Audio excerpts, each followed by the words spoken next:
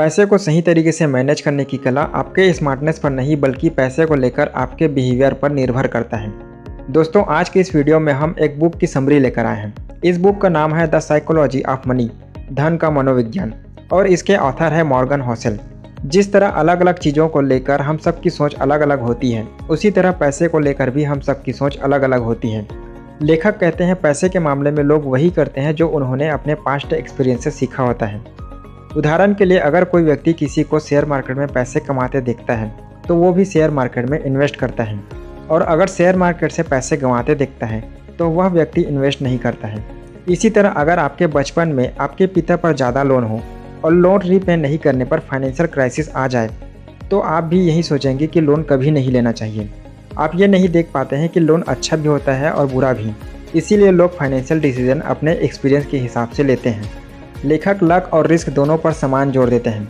कुछ लोग अपने लक के कारण अमीर बन जाते हैं, जैसे कि किसी अमीर के घर में जन्म लेना या अपनी पुरानी ज़मीन में गड़ा हुआ खजाना मिलना। लेकिन हर व्यक्ति लक से अमीर नहीं बनता है। हो सकता है इस अमीरी के लिए उसने बहुत बड़ा रिस्क लिया हो। इसीलिए लक और रिस्क दोनों पर भरोसा करें, क्या पता आप कब अमीर बन जाएं। दोस्तों, जब लोगों के पास पैसे का फ्लो बढ़ने लगता है तब वे सोचते हैं कि और ज़्यादा पैसा आए, और वे लालची हो जाते हैं, और ज़्यादा पैसे की भूख में वे अंधाधुंध रिस्क लेते हैं, और इस कारण कमाया हुआ पैसा भी डूब जाता है।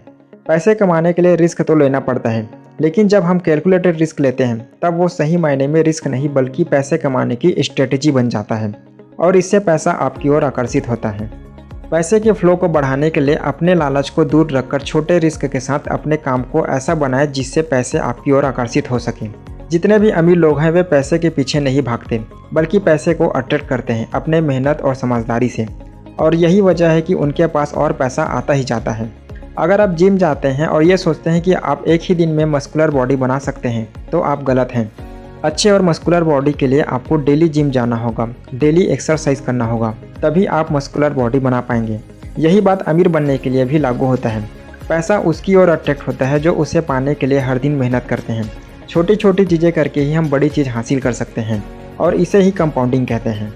दुनिया के महान निवेशक वॉरेन बफेट ने कंपाउंडिंग से ही वेल्थ क्रिएट किया। बट ये बात बहुत कम लोग जानते हैं कि वॉरेन बफेट ने 13 साल की उम्र से ही इन्वेस्टिंग की शुरुआत कर चुके थे। 40 साल तक उनकी कमाई कुछ खास नहीं थी, लेकिन 40 साल का नतीजा उन्हें तब मिला जब वे 50 साल के हो गए थे। यानी वॉरेन बफेट को उनकी वेल्थ कंपाउंडिंग की मदद से ही मिली थी।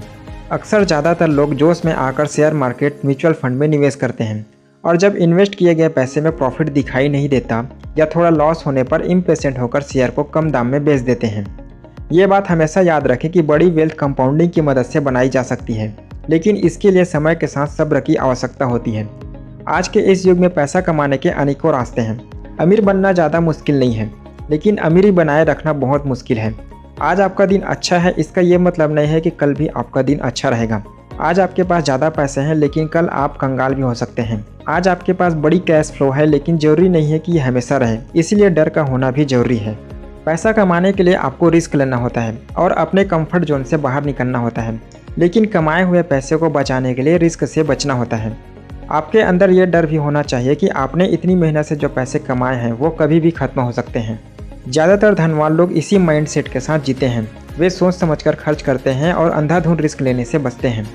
लेखक के अनुसार धनवान बने रहने के लिए हमारे अंदर सर्वाइवल माइंडसेट रखना होगा, और इसे आप 3 तरीके से रख सकते हैं। पहला, फाइनेंशियली अनब्रेकेबल बने। दूसरा, प्लानिंग बनाकर काम करें। तीसरा, ऑप्टिमिस्टिक माइंडसेट रखें, यानी आशावाद माइंडसेट रखें। लेखक कहते हैं जब लोग किसी सक्सेसफुल इंसान को देखते हैं तब वे सिर्फ उनकी सक्सेस को देखता है। वे ये नहीं देखते हैं कि उस सक्सेस को पाने के लिए वो इंसान कितनी बार फेल हुआ है। ऐसा नहीं है कि सफल और कामयाब लोगों से गलती नहीं होती है, वे भी गलती करते हैं, लेकिन वे अपने गलती से सीख लेकर आगे बढ़ते हैं। आपको अपने एंड रिजल्ट यानी अपने टारगेट पर फोकस करके लगातार आगे बढ़ते रहना चाहिए और असफलताओं से सीख लेना चाहिए। असली पैसा वो होता है जो आपको आज़ादी दे। आज़ादी इस बात की कि आप जो चाहे वो करें, जहाँ चाहे वहाँ घूमें, और फिर भी आप पैसा कमाते रहें। कुछ लोग ढेर सारा पैसा कमाते हैं, लेकिन वे लोग दिन रात गुलामों की तरह काम करते हैं। उनके पास इस खूबसूरत जीवन को जीने का भी वक्त नहीं होता है। ऐसा पैसा किसी काम का नहीं जिसमें आपके पास आज़ादी ना हो। अमीरी वो नहीं जो नज़र आती है, जैसे कि महंगी गाड़ियाँ, ब्रांडेड कपड़े, जूते, मोबाइल। वेल्थ वो है जो नज़र नहीं आती, जिसे हम कभी ख़त्म करना नहीं चाहते, जैसे कि इन्वेस्टमेंट, प्रॉपर्टी, बिजनेस एक्सेट्रा। आप जब भी फाइनेंशियल प्लानिंग करें तब आपको ये देखना है कि बुरे से बुरे हालात में भी क्या आप कम पैसे के साथ खुश रह सकते हैं। और अगर आप फाइनेंशियल प्लानिंग के एंड रिजल्ट के लिए बहुत मेहनत करते हैं तो आप कामयाब हो सकते हैं। इस बीच आप अपने प्लानिंग को रिव्यू करें और मॉडिफाई करने लायक हो तो उसे मॉडिफाई करते रहें और इजी वे में प्लान करें। दूसरी बात यह है कि हमारा माइंड चेंज होते रहता है, इसीलिए फाइनेंशियल प्लानिंग को चेंज करने में हमें घबराना नहीं चाहिए।